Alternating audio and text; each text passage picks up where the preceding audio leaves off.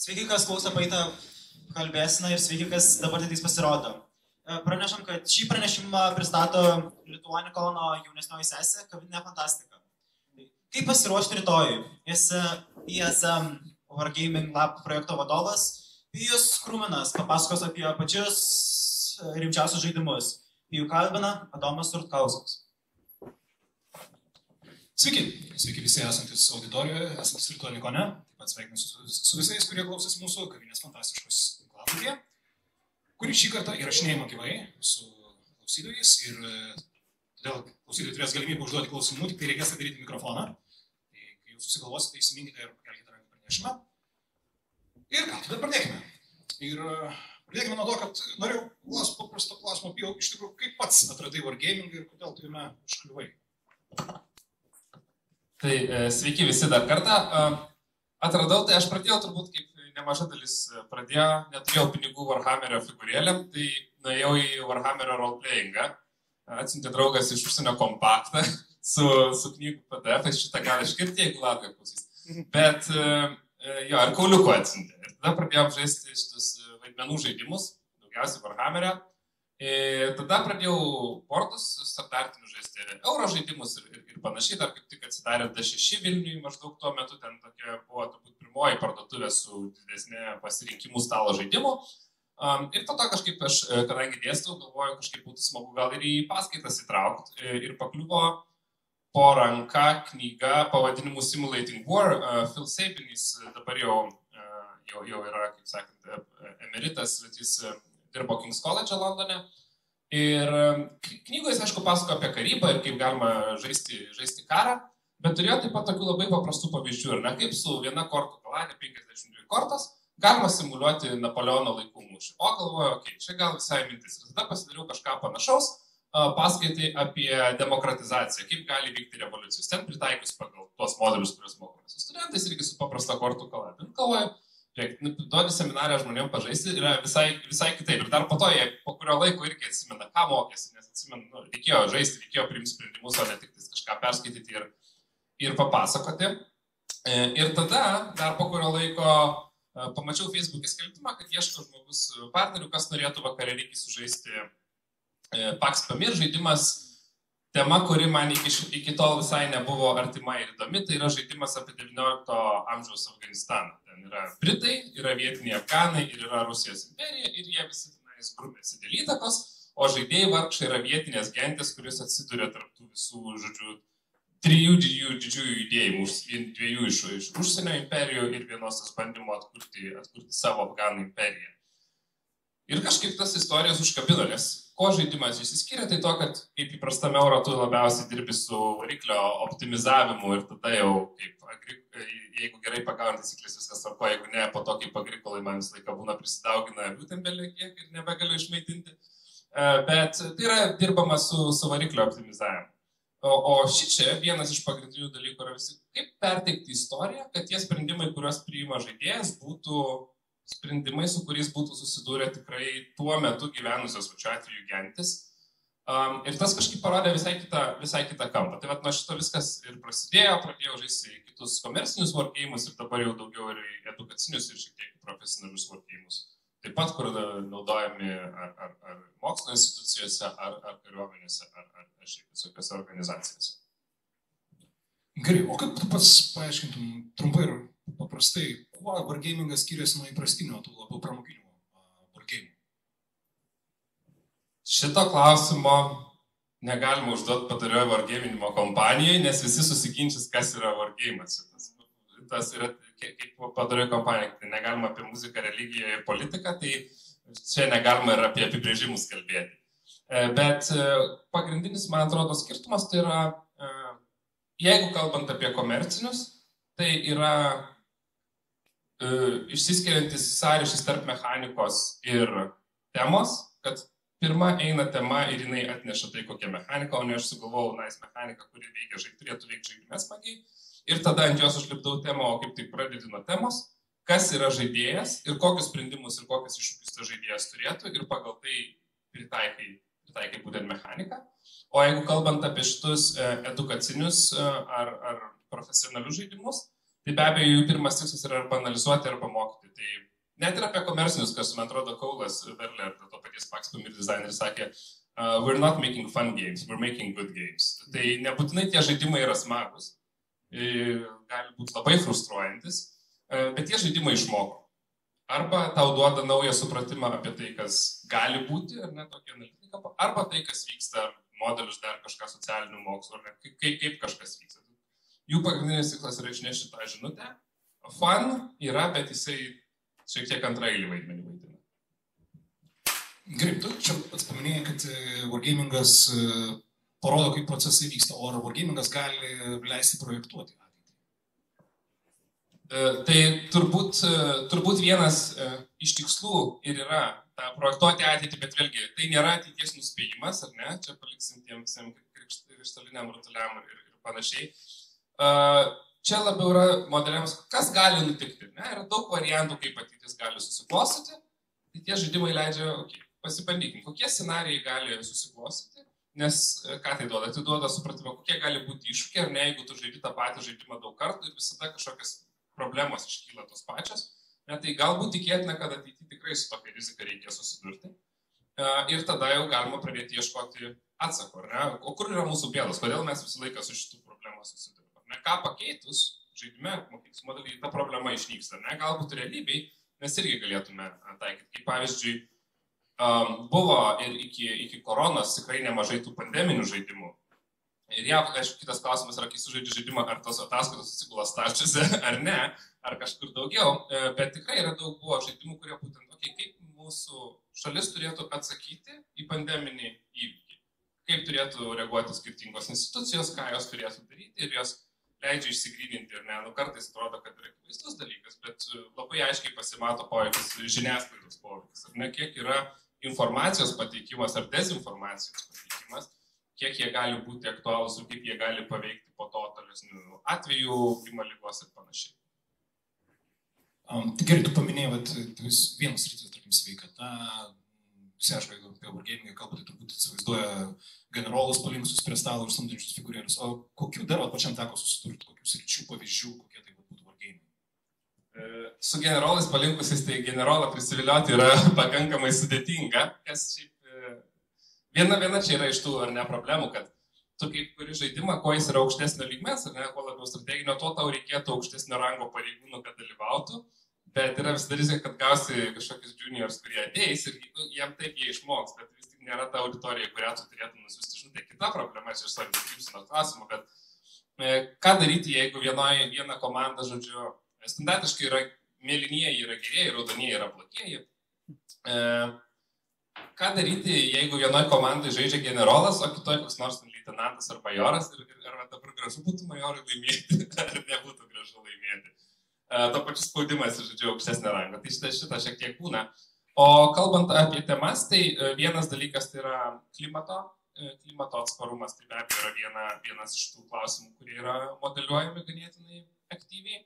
Ir tai kaip reikėtų atsakyti į klimatinius įvykius. Britai dabar turi visai nemažą savo atsparumo resilience komandą, kurie daro tiek gyvus pratimus, bet taip pat daug dėmesio skiria ir iš tam stalo pratybom, taip pat ir vokiečiai šitas klimatas, arba su apskritai infrastruktūra susijusios problemos, tai yra elektros netiekimas, dar panašus atvejai. Kaip turėtų atsakyti visuomenė, kur yra didžiausios rizikos susijusios ir kaip turėtų reaguoti būtent valstybės agentūros, ar tos pačios nevyriausybinės organizacijos, įmonės ir panašiai.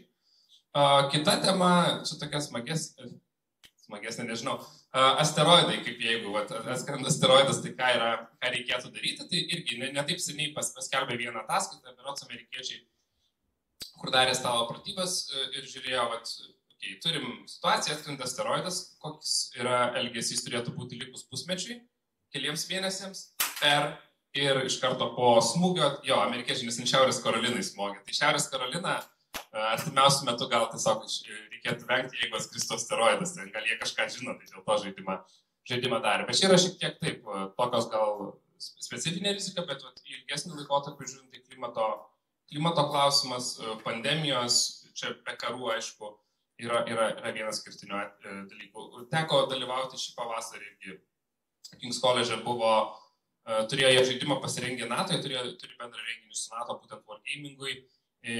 Kaip galėtų geopolitiniai situacija keistis 30-50 metų bėgyje. Tai yra realiai vienas įmas trunka iki 5 metų, tai yra, ką tu priimi žaidėjai žaidžia ten už Europos Sąjungą, JAV, Kinija ir panašiai.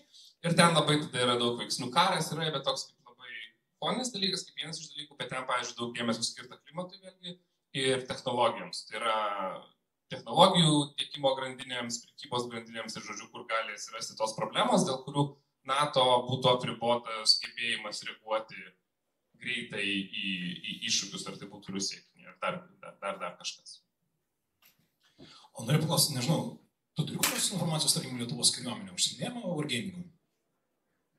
Man šiek tiek pačiam yra tekę su mūsų karo akademija dirbti, tai turbūt nėra galbūt labai daug, bet yra susidomėjimo tikrai yra, nes jau labiau, kad ir mūsų sąjungininkai taip pat vykdo ir pratybas, skaitant kitoms šalims, tai, pavyzdžiui, JAV daro ir mokymus ir viskai draudami kitas šalis. Tai galbūt tai apskritai nėra dar labai populiaru, čia turbūt reiktų pasakyti, kad JAV, anglosaksai apskritai JAV turi didelę patirtį ir didelę istoriją to naudojimo. Kitos NATO šalis Europoje jos šiek tiek yra primiršusios, bet dabar kaip tik prieš 3 metus NATO pradėjo WIN iniciatyvą, kur būtent skiriama skatinti wargaminimą kitose šalyse narėse. Tai vyko Italijoje, vyko Prancūzijoje, vyko Vokietijoje ir ten pat vokiečiai prieš maždaug mėnesį atidarė savo Bundeswehro universitetas, jau atsidarė šitą wargamingo centrą. Tai tas metodas toks Europoje šiek tiek patiria renesansą, jeigu Jungtinėje karalystėje JAV vis tiek visą laiką buvo naudojamas, vėlgi dabar jisai irgi augantis. Tai Europoje apskritai tas toks yra pakankamai naujai, toks, žodžiu, naujas atgimimas, biškai gal kaip Feniksas, nes prieš tai buvo naudojama, po to buvo mirė ir dabar vėl nes matoma vėlgi naudojimas iš karinės pusės, bet taip pat ir iš daug platesnių, ypač kalbant apie dezinformaciją, visuomenės atsparumą ir panašiai. Gerai, pakeliaukam truputėlį laiku, nes, pavyzdžiui, daugelis pagalvoja, kas yra seniausias, tarkim, stalo žaidimas ar panašiai, iškart pagalvoja būtų apie šachmatus, kas yra netiesa, šachmatai 2500 metų. Aš kiek esu knysas, kad vienas bent jau seniausias yra ten vadinamasis šunys ir šakalai, Hounds and Jackals, arba 58 skylutės, 58 dabutės, kurį žaidė ir Mesopotamijoje, ir dabartinė Kazakstano teritorijoje, kur ten apie 5000 metų. O klausimas, gal tu žinai, kada laikoma wargamingo pradžia? Taip, tai yra pakankamai specifinis laikas, kada šitas būtent mokomasis ar analitinis žaidimas prasideda, nes visi sutiksim, kad šachmatai kažko gali išmokti. Bendrai apie mąstymą, apie strategijas, planavimą, tokių tiek ir soft skills duoti, ar ne, jeigu ne konkrečių žinių, bet jeigu tu, sakykime, esi kariškis, mokais ir sakai, gerai, aš pasinaudosiu šachmatais, pasimokysiu, kaip reikia kariauti, tada išeini į mūšio lauką, prieš tave stovi kalaberėrį ir sakai, okei, jie tai dabar mus peršoks ir tada pasuks į kairę per vieną maždaug, nežinau, mylę ar kažkas tokio. Tai taip nebus ir kur iš tiesų prasideda, aišku, ta istorija šiek tiek gal ir ilgesnė, bet iš tiesų tai 19 amžiaus Prūsijoje yra tas įvyksta lūžis, kai atsiranda Kriegsspiel, tai karo žaidimas iš vokiečių išvertus, ir jisai jau yra nukreiptas būtent į bandymą perteikti konkrečią situaciją, konkrečią vietovę perkelti į žaidimą, konkrečius dalinius, neapibrieštumus, tai yra pakankamai sudėtingas, reikia tenais teisėjų, kurie visus sprendimus priimtų, bet tai yra žaidimas, kuris modeliuoja tikrą situaciją. O kas iš tikro galėtų dėtis mūšio laukia vietoj kažko abstraktaus, nes visi tavo tie išvardinti senieji žaidimai ten ir vėlesni, jie yra abstraktus. Jie nemodeliuoja kažko labai konkretaus. Taip, galbūt turime karalių, galbūt turime pėstininkus ar kažką, bet tai vis tiek yra abstrakcijos. O čia yra konkretus daliniai, konkreti vietovė, kur galima eiti ir bandyti kautis. Tai 19 amžiuje atsiranda, ten iš tiesų tėvas su sūnum, tėvas pirmą konceptą, po to sūnus pratęsė ir kuomet tuometinis Prūsijos valdovas šitas kaizeris pamatė, Vilhelmas, man atrodo, kažkuris buvo ir sako, tai čia sako, čiagi ne žaidimas, čia sako, ruošimasis karui ir tada perdavė, žodžiu, patį žaidimo ir visą principą naudoti štabui ir jie pradėjo daug žaisti. Jie pradėjo daug žaisti ir jiems visai patiko, nors tai kartais ten trukdavo ten dieną, ten kelias, pakankamai sudėtinga sistema buvo, ypač šiandienos standartais. Ir tada jie sako, Austrijos imperijos štabas sako, žiūrėkit, mes galim jūs pamokyti pažaisti. Ir Austras sako, žinai, vaikai kažkokie prūsai nieko gero neduos mums. Ir kas tada nutinka netrukus po to? Prasideda Prūsijos, Austrijos karas ir Prūsija, žodžiu, duoda velnių tenais austrams kaip reikiant ir po to austrai sako, gal vis tik biškai ir mus pamokinkit. Tai tas 19 amžiuje, ypač antroji pusėje, vis daugiau šalių perima patį metodą ir pradeda taikyti. Aš gal galiu porą tokių įdomesnių epizodų papasakoti iš tos šiek tiek istorijos, nes vienas dalykas tai, kuomet vyksta antras pasaulinis karas ir Britai turi labai aiškią problemą. Vokietija okupuoja didelę dalį Europos, iš kur gauti prekes ir visus išteklius, tai iš Šiaurės Amerikos. Tam, kad atsigabentum kažką iš Šiaurės Amerikos, turi plaukti per vandenyną ir tai nėra labai paprasta, ypač kai yra vokiečių povandeniniai laivai, kurie tenai sukiojasi, šaudo savo tas torpedas, žiūrėdami tas blogiausia, gal nežiūrėdami dar nebūtų taip blogai. Tai šaudo žiūrėdami ir skandina laivus, konvojus, ir tai yra problema. Tai kas nutinka, tai tas Britų laivynas turi savo analitinį centrą Western Approaches Tactical Unit, kur tiesiog pradeda žaisti žaidimus. Kaip galima taktiniam lygmenį, tai yra individualių laivų lygmenį, dėlioti taktikas, kurios leistų išsisukti nuo vokiečių povandeninių laivų atakų. Na ir jie tenais žaidžia. Aišku, kadangi daug vyrų dalyvauja karo veiksmuose, tai didelė dalis sudaro moteris ir buvo situacija, kuomet irgi vienas aukštas karininkas, nesiminsiu rango, žaisdamas už vokiečius žaidime pralaimi, išeina ir sako, tai parodykit man tą, žodžiu, karininką, kariškį, kuris pralaimėjo, sako, va, išeina, mergina visai jauna. Ten daug buvo braižymo ant grindų su kreida apie judėjimą, visi įstodavas žaidėjai į savo atskiras kabinas, užtrauktas užuolaidą, kad tu matytum tik tais dalelę vaizdo ant grindų, kurią tu matytum, jeigu tu būtum tikroje situacijoje, bet tai padeda išvystyti tam tikras taktikas, kurias perkelia į tikrą laivų apsaugą ir tai padeda sumažinti nuostolius būtent plaukiant per Atlantą ir kovojant ir bandant išvengti ar kovojant su vokiečių povandeniniais laivais.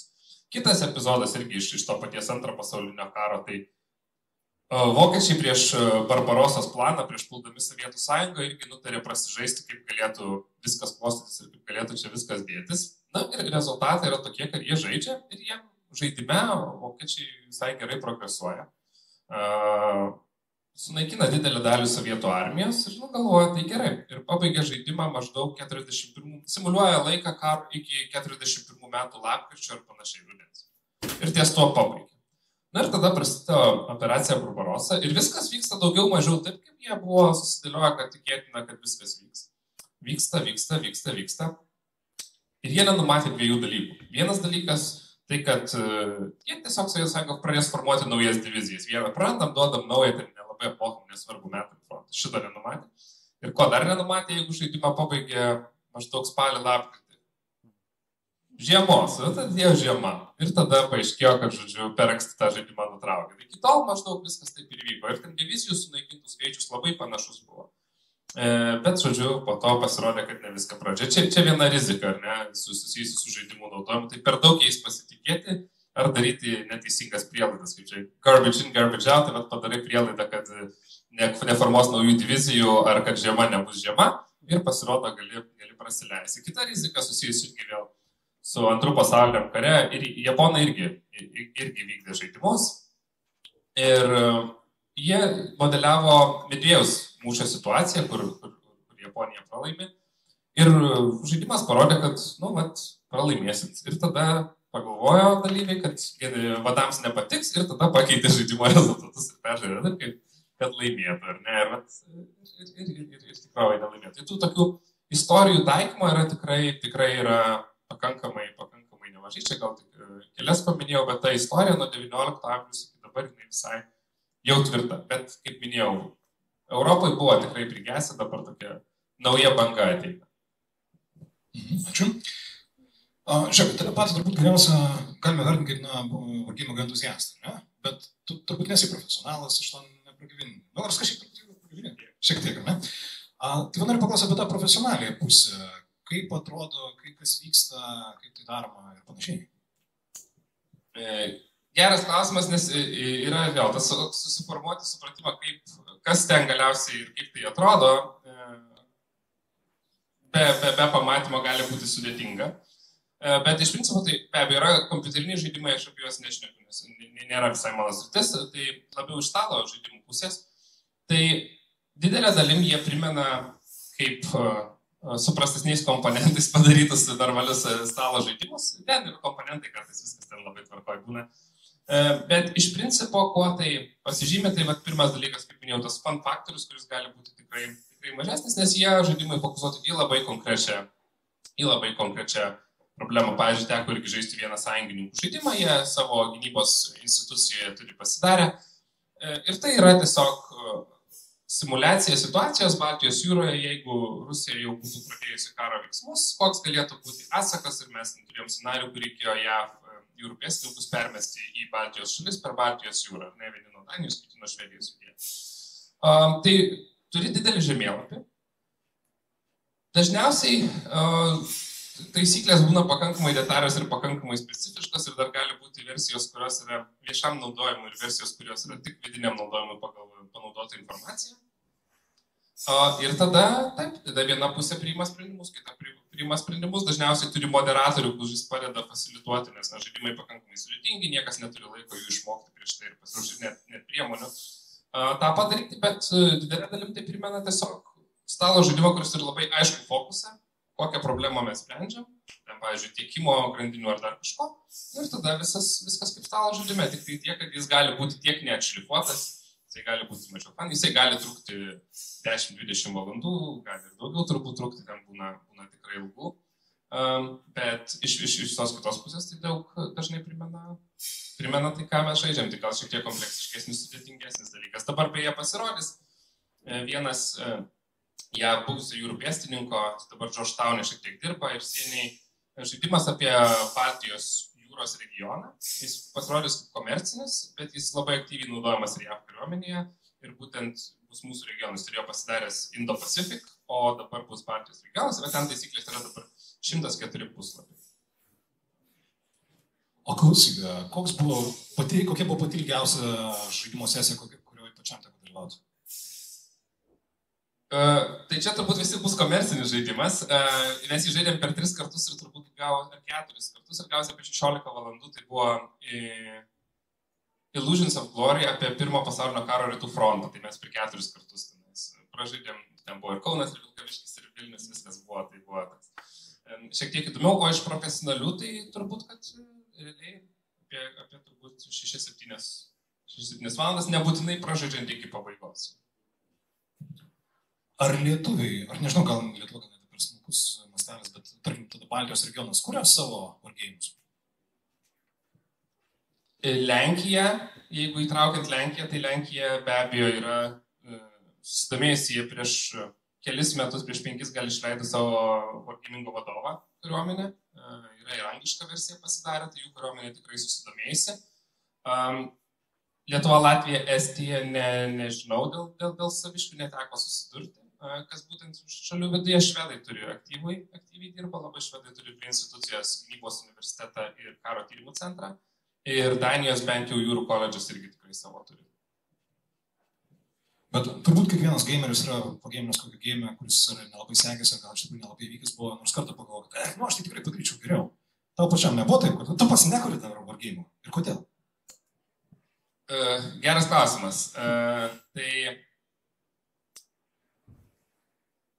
aš šiuo metu nekuriu, bet esu porą padaręs, kurie buvo tiesiog specifiniam naudojimui pagal užsakymą. Tai nebuvo leidimai, bet būtent mokymams skirtus. Tai esu tokių pasidaręs ir plus mes dabar universitete pradėjom nuo šių metų esame Wargaming Labą pasidarėm, tai ko mes su studentais darysim savo būtent tos labiau analitinius žaidimus, ar ne, tai pradžiai be abejo mažesnius, tokius gal orientuotus į tą microgames, kur vos negalėjant poros PDF labų pasidaryti, kad galėtų ir mokyklos naudoti, bet tikslas yra, kad per metus padaryti ir kažkokį didesnį analitinį žaidimą, kurį galėtume naudoti namies dabartiniams ar ateities procesams analizuoti. Tai bandom, žodžiu, pajudinti ir šitą kryptį, nes aš turiu tą kursą wargamingo studentam, kurie savo žaidimus daro, bet dabar, žodžiu, bandom dar tokį taikomąją šiek tiek versiją išplėsti šiek tiek už to ribų. Tai jeigu taip teisingai supratau, jūs turite programą, kurioje mokote wargaming? Taip, šiuo metu turim. Ekonomikos politikos bakalaurą, jie turi kaip vieną iš dalykų. Simulation Development, kur iš esmės kurso metu mes daug žaidžiam ir po to kurso pabaigoje turi pateikti savo žaidimą. Pavyzdžiui, šiais metais, ką mes turėjom žaidimą apie 90-ųjų privatizaciją Lietuvoje su visais reiketais ir panašiai. Kitą turėjom žaidimą apie rinkimų sistemas, kur gali perbraižyti apygardas, žodžiu, kad tik tave išrinktų. Turėjom žaidimą apie Žaną d'Arc ir Orleano apgultį ir tada turėjom žaidimą apie dabartinės problemas Nigerio Respublikoje su resursais, prancūzų išstumimu, Rusijos atėjimu ir panašiai. Tai turėjom tokių temų, tikės jo, šiek tiek paplėtojus galime jau būtų iš esmės daryti tos analitinius žaidimus. Žodžiu, galima sakyti, kad jeigu studentai nori pagamint per paskaitas, tai tik stoja į ESM, taip? Tai jo, čia tai kaip reklama galas, jo, bet pas man negalima. Bus šito tikrai netrauks ir dabar daugiau tų veiklų turėsim, tai manau, kad visai įsivažiuos.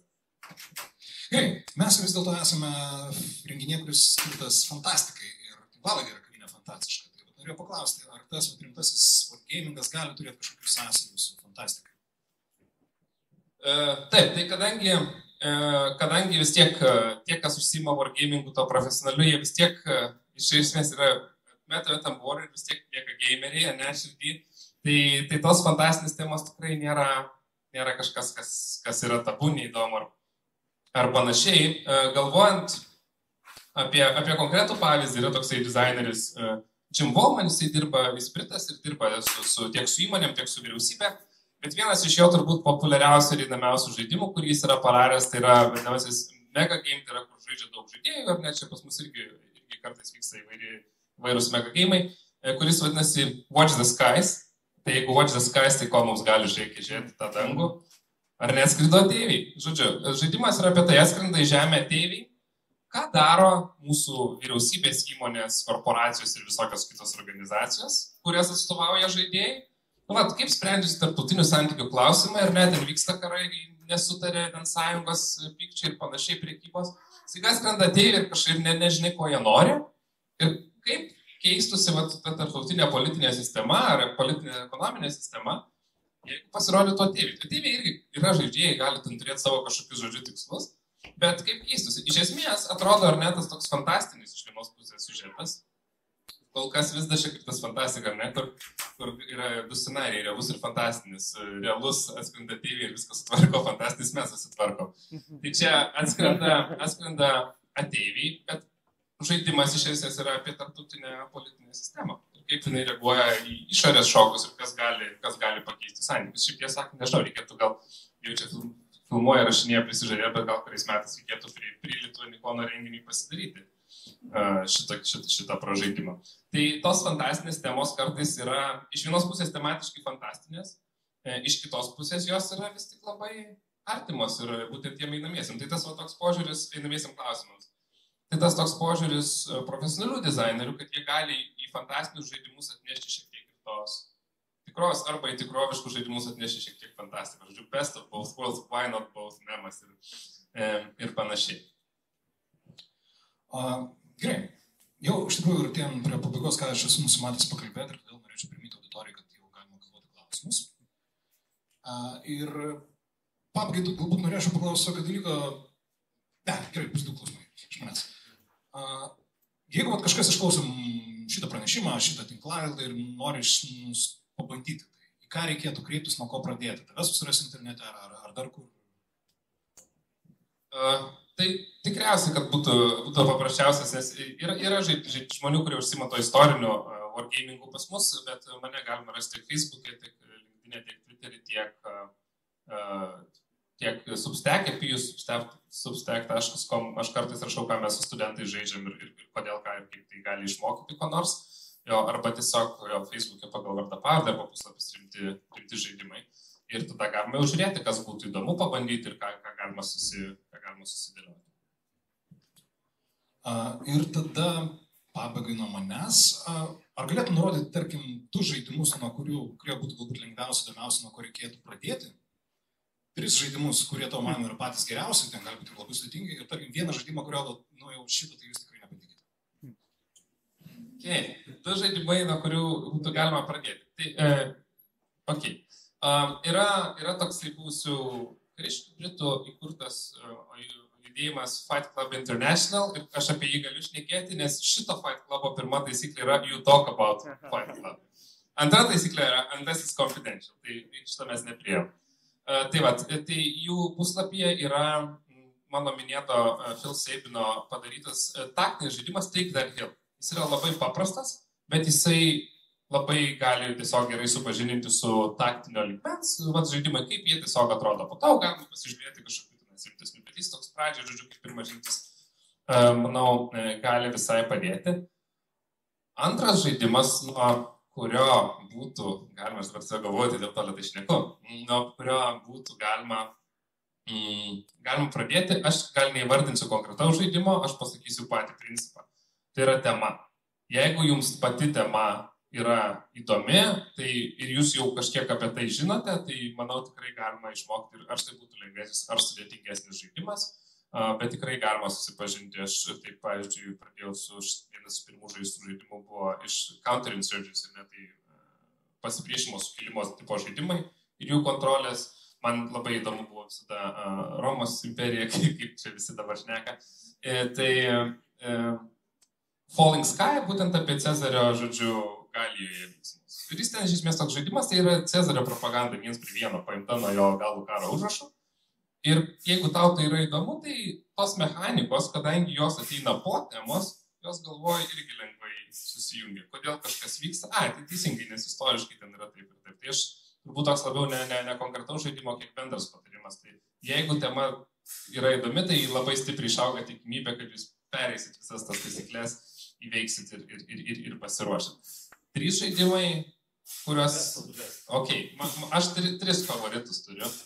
Tai pirmas būtų Rūtas šito Verlės, kuris yra apie visokius gyvūnėlius gyvenančius miške.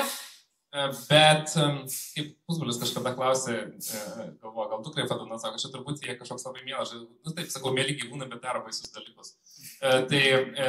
Dėl to, kad jisai iš esmės irgi labai daug kalba apie politinės ekonominės sistemas. Kiekviena rasė, kuri tenai žaidžia, rasė rūšis, turbūt reiktų sakyti, kuri tenai žaidžia, tai yra ar tai kapitalistai, ar tai Latino Amerikos tipo gerilas, žodžiu, partizanai ir panašiai. Kiekvienas tas turi savo tam tikrą atitikmenį ir jis veikia pagal tą logiką. Kitas žaidimas, kuris man labai patinka, yra Periklis 4 žaidėjams, kuomet 2 žaidėjai žaidžia už Spartą, 2 už Atėnus ir kuomet jie žaidžia karo lauke, tai viena komanda muša kitą, bet žaidimas turi politinę fazę. Kur tada, jeigu tu žaidži už atėniečius, tau nebelabai įdomu, kas ten Spartai dedasi, bet tu nori tą kitą Atėnų oponentą, žodžiu, politiškai išgrūs ir tada gaunasi daug konfliktų. Ir trečias, tai yra labai greitas žaidimas, jį labai gali užtrukti išmokti, tai yra bet 40 minučių gal trunka partija, tai yra Pax Renaissance. Jį yra sukišta tiek istorijos, kad per 40 minučių, tas miksas turinio kiekio ir rezultatų yra fantastiškas. Ir žaidimas, kurio aš nerekomenduočiau, aš nežinau kodėl, bet aš tiesiog turiu alergiją Dominionui. Ir tiesiog aš negaliu to paaiškinti, tiesiog taip yra ir reikia to susitaikyti. Gerai, labai ačiū. Taip, ar mes turime klausimų? Taip, puiku. Labą dieną. Tai nemažai kalbėjote apie šių žaidimų naudojimą edukacijoje, tai tiek pačių žaidimų, tiek jų kūrybos, tai gal galite pasidalinti, kokias kompetencijas tiek žaidimas, tiek šių žaidimų kūrimas ugdo ir kaip konkrečiau tai panaudojat savo edukaciniam procese. Taip, tai 2 dalykai, tai vienas be abejo, tai gali būti tematinis turinys, kurį žaidžiant lengviau įsisavinti nuo to, kad tu pats priimi sprendimus. Tu turi apribojimų, tu turi tikslus ir tu turi priimti sprendimus. Bet kalbant šiek tiek bendriau, tai pas mus studentai vis tiek jie turi daug ir game theory, visos tos matematikos ir panašiai. Ką daro wargamingas, tai jisai stiprina gebėjimus supaprastinti tikrovę į modelį. Iš esmės. Nes žaidimas iš esmės šiuo atveju tai yra kaip modelis, kaip galėtų veikti tikrovė.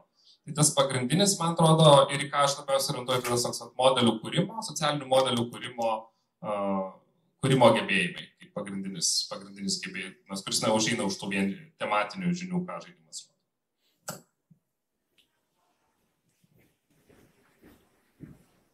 Kiek tenka susidurti su stigmatizacija tiek žodžio žaidimas, tiek pačio geiminimo kaip kultūros, sakykime. Nes labai dažnai tenka matyti, tai nėra žaidimas, tai yra pasiruošimo ekstremaliai situacijai, simulacijos, programinė įranga, kažkas tai tokio, tai realiai yra žaidimas.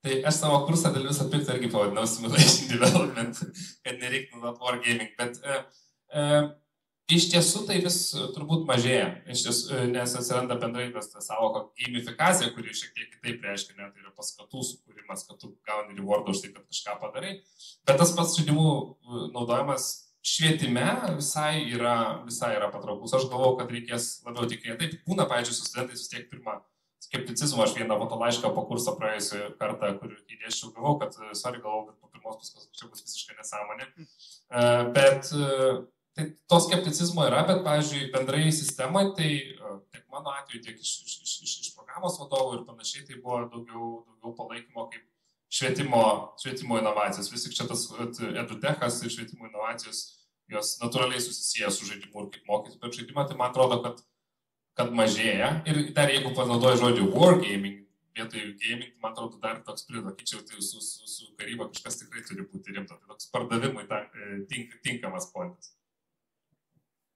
Pradėjome dar klausimų?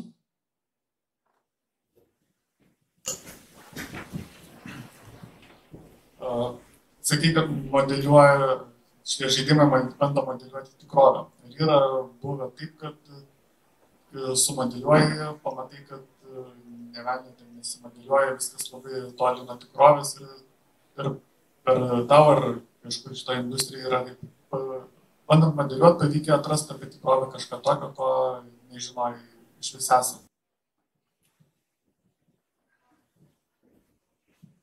Ačiū, geras ir sudėtingas klausimas, nes atsakant į pirmą dalį, tai iš tikrųjų tas procesas už tai yra labai ilgai trunkantis ir labai daug testavimo. Tai yra, iš esmės, reikia kuo greičiau turėti bent kažką, ką tu gali pradėti testuoti, kad žiūrėtum, ar tas modelis veikia, ar tas modelis neveikia ir ką reikėtų pakeisti. Tas testavimo žingsniai, kurių turi būti labai daug, jie padeda išvalyti to atveju, kad modelis visiškai kažką grybauja.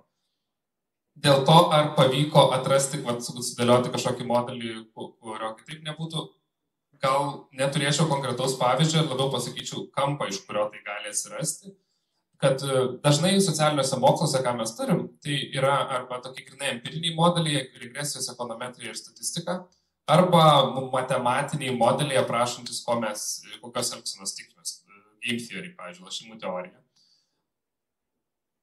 Ko jose nėra agento. Tai yra, mes darom prielaidas, kaip kas elgsis, bet mes nesudarom. Mes spėjom, kaip žmogus elgsis, ar įmonė, ar dar kažkas. Kuo žaidimai čia prisideda? To, kad mes pastatom kažką, kas turi priimti sprendimą. Jeigu tai yra profesionalus atvejis, profesionalus žaidimas idealiu atveju, tai būtų daugiau mažiau žmogus, kuris atstovauja instituciją, kuri priimtų tą sprendimą. Ir tada tu turi tą sprendimų priėmėją, kuris įneša daug neapibrėžtumų ir daug laisvės. Nes dar vienas dalykas, ko skiriasi dažnai iš žaidimą, kad jie kartais suteikia daugiau laisvės, kartais tu neturi apibrėžtų pasirinkimų, o tu gali sugalvoti, ką tu nori daryti ir teisėjai ir vadovai įvertins, kokie galėtų būti rezultatai. Tai va tas įnešimas sprendimų priėmėjo į modelio vidų, jis gali labai suteikti daug naujų kampų ir daug netikėtų įžvalgų iš to, kaip patys žaidėjai elgiasi. Aišku, kartais būna, kad čia kai JAV ruošiasi pirmajam Persų įlankos karui, ten jiems reikėjo labai greitai, nes ten viskas prasidėjo, Irakas užpuolo paveikti, reikia kažką daryti. Tai jie tiesiog pasirėjo komercinį žaidimą Marko Hermano ir sako, žiūrėk, tai visai tinka ir pasirodė, kad visai iš tikrųjų tiko tas modelis žaidimo komercinio, kurio nebuvo planas kažko mokyti, bet jiems labai tiko simulacijai. Bet man atrodo, kad tas būtent modelis, kurio viduj atsiranda sprendimas, o ne tu padarai prielaidas iš išorės, kaip turėtų sprendimų priėmimas veikti ir leidžia atsirasti tom naujom išvalgom, ko kiti modeliai negali duoti.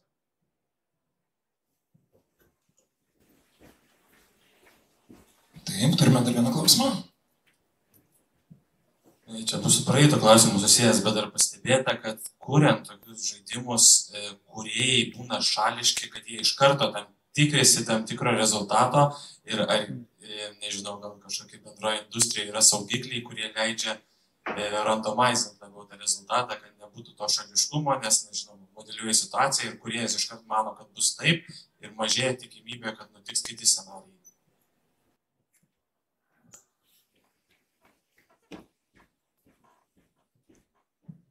Tai taip, yra neapibrėžtumas apskritai vienas iš vis tiek pagrindinių elementų. Jeigu nėra neapibrėžtumo, tai mes suskaičiuojam rezultatą ir mes išsprendžiam rezultatą.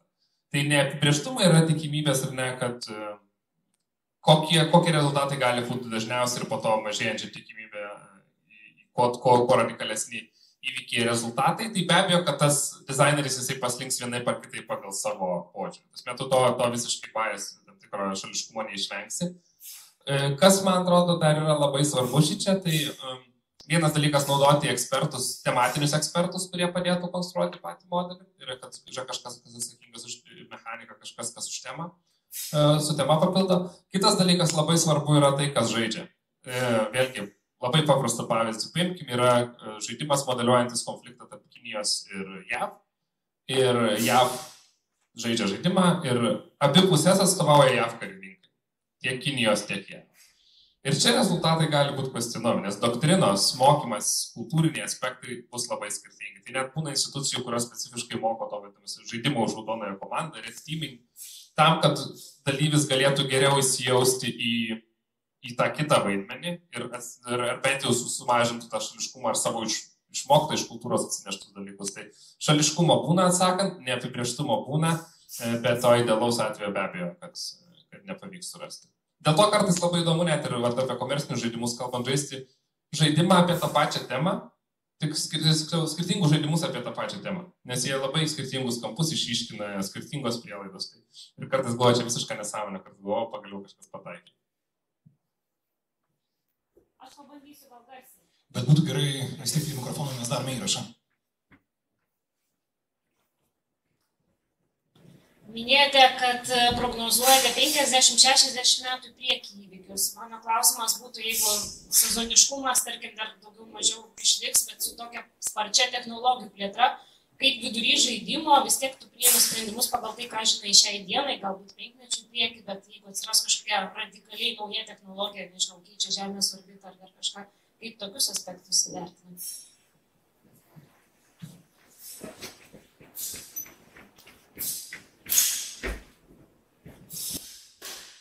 Dėkui, taip, čia be abejo didelis yra iššūkis, čia kartais negali suplanuoti, ką vyks į kitą savaitę, o čia dar dešimtmečiais į priekį. Tai čia turbūt reiktų gal net nevadinti to prognozavimu, o kiek tiesiog scenarijų piešimu. Tai yra, ar mes galim šiuo metu nusipiešti linijas, kur tikėtina eis pasaulis su mūsų esamomis žiniomis. Po kurio laiko be abejo atsiras nauji scenarijai ir visa kita. Bet toksai tiesiog labiau veikia kaip žinių davimas šiam momentui, ką mes galim galvoti apie ateitį. Galima bandyti įtraukti specifinių tipų technologijas, vis tiek pagal tai, kokios yra dabar bangos ar vystamos ar panašiai. Ir koks galėtų būti jų poveikis, bet be abejo, kuo toliau eini, tuo viskas labiau miglota, bet gali bent jau bandyti apsibriežti ir suprasti rizikas, su kuo tu rizikuoji susidurti ateityje, kad galėtum bandyti užbėgti joms už akių. Ačiū ir mūsų, kadangi jau laikas baigėsi. Dėkoju visai auditorijai, ačiū taip pat klausytojams, kurie klausė mūsų tinklalaidėje. Čia buvo kavinė fantastiška tiesiog iš Lituanikono. Ir mums apie wargamingą pasakojo SM dėstytojas Pijus Krūminas, o įkalbino aš, Adomas Rutkauskas. Ačiū visiems ir iki kito susimatymo bei susiklausimo.